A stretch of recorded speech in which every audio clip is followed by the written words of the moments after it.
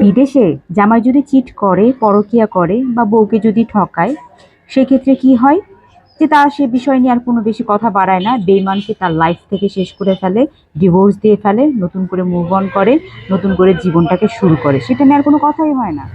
কিন্তু আমাদের দেশের জামাইরা যদি পরকীয়া করে, চিট করে, আপনাকে যদি ঠকায়, তাহলে আপনার আত্মীয়স্বজন, আপনার বাড়ির মুরুব্বিরা, এলাকার মুরুব্বিরা, আত্মীয়স্বজন সবাই মিলে এসে আপনাকে বলবে কি, হ্যাঁ, জামাইকে তো ঠিকঠাকভাবে ধরে রাখতেও জানো না।